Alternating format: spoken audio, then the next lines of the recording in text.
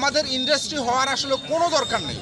আমাদের যেহেতু পর্যটন আছে, এই পর্যটনকে নিয়েই কিন্তু আসলে এখানে অনেক কর্মসংস্থানের সৃষ্টি হবে, অনেক মানুষের যে জৈবিক জীবনের যে উজ্জ্বলতা সেটি আরও আকর্ষণীয় হবে, আমাদের জীবনগুলো অনেক সুন্দর হবে। কারণ আমাদের আর কোনো এখানে কোনো প্রকার ইন্ডাস্ট্রি দরকার নেই। ইন্ডাস্ট্রি হওয়া মানে পরিবেশের ক্ষতি হওয়া, হ্যাঁ, পরিবেশ আমাদের নষ্ট হয়ে যাওয়ার একটা সম্ভাবনা তৈরি করে। ইন্ডাস্ট্রির যে কালো ধোঁয়া আমাদের কর্মসংস্থান হয়, কিন্তু যে কালো ধোঁয়াটা ইন্ডাস্ট্রি থেকে আসে সেটা কিন্তু পরিবেশের জন্য হুমকি হয়ে দাঁড়িয়েছে, অর্থনীতিতে একটি নতুন মাত্রা যোগ করেছে। বাংলাদেশেও একটি পর্যটন এখন একটি অর্থনীতিতে নতুন মাত্রা যোগ করেছে। এই অর্থনৈতিক উন্নয়নে পর্যটনকে সঙ্গী করতে হবে আমাদের, বিশেষ করে তেঁতুলিয়াবাসীকে। সম্ভাবনাময় পঞ্চগড়ে পর্যটনের সম্ভাবনাময় তেঁতুলিয়াকে মাঝে দাঁড়িয়ে, তেঁতুলতলায় দাঁড়িয়ে আজকে আমাদের বাংলাদেশ পরিবেশ আন্দোলন পঞ্চগড় বাপার সম্মানিত সভাপতি, আমাদের সহসভাপতি কাজী মকসেদ এবং যে বাপার অন্যান্য সদস্যবৃন্দ, সাংবাদিকবৃন্দ, পঞ্চগড়ের গণ্যমান্য ব্যক্তিবৃন্দ, জনপ্রতিনিধিবৃন্দ, আপনাদের সবারই প্রতি শুভেচ্ছা অভিনন্দন, বাপার পক্ষান্দন।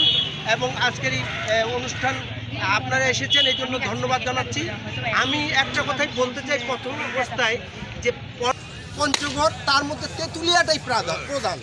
এইখানে তেঁতুলিয়া বাদ দিয়ে পর্যটনের প্রশ্নই আসে না। সেই দিক দিয়ে আমরা বাংলাদেশ পরিবেশ আন্দোলন বাপা পঞ্চগড় যে কোনো কাজকর্মে, বিশেষ করে যত পদক্ষেপই করি না কেন, তেঁতুলিয়াকে আমরা প্রাধান্য দিই। এটা কর্মসংস্থান সুযোগ হবে, অর্থাৎ ভ্যানওয়ালা শ্রমিক থেকে শুরু করে অনেক লোকের এখানে, এক কথায় এমন কোনো জায়গা বাদ নেই যারা এখানে আয়ের উৎস হবে।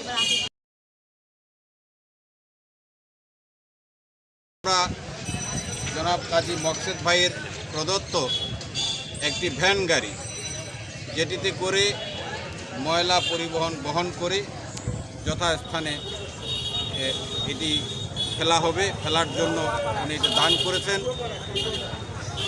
ওনার এই উদ্যোগ নিঃসন্দেহে তেঁতুলিয়ার জন্য একটি দৃষ্টান্ত।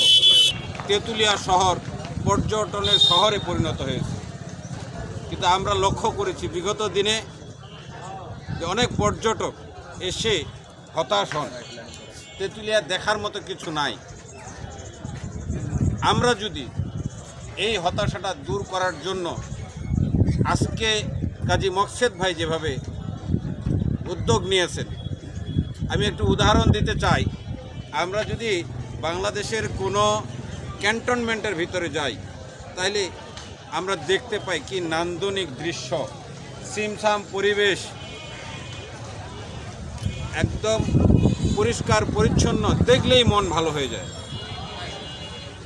আজকের শুভেচ্ছা বক্তব্যে কাজী মকসেদ ভাই বলেছেন, গাড়ি থেকে নেমেই পর্যটকরা যখন নামেন, নেমেই যদি এই ময়লা আবর্জনা দেখেন, অপরিষ্কার দেখেন, অপরিচ্ছন্ন দেখেন, তাহলে কিন্তু পর্যটকদের মন খারাপ হয়। পর্যটকদেরকে মুসাফির বলা হয়, মুসাফিরকে আপ্যায়ন করা একটি সওয়াবের কাজ। তো আপ্যায়ন আমরা কি দিয়ে শুরু করব? আমরা তেঁতুলিয়া শহরকে নান্দনিক একটা শহর করতে চাই, দৃষ্টিনন্দন একটা শহর করতে চাই, পরিষ্কার পরিচ্ছন্ন একটি শহর করতে চাই। চা কারখানা হওয়ার দরকার নেই। 42টা চা কারখানা হয়েছে, যত কারখানা হবে তত পরিবেশের দূষণ হবে। আমরা বলতে চাই, এই যে তেঁতুলিয়ার শহর, এই যে তেঁতুলতলা, এটা দেখেন তো, এই আশেপাশে আমরা যেখানে দাঁড়িয়েছি, এখানে একটা অনুষ্ঠান হচ্ছে, আমরা দেখেন কত কাগজ পড়ে আছে, কত পলিথিন পড়ে আছে। পলিথিনের কথা বলি, পলিথিন মানুষের জন্য একটা ক্ষতিকর, মানব দেহের জন্য ক্ষতিকর।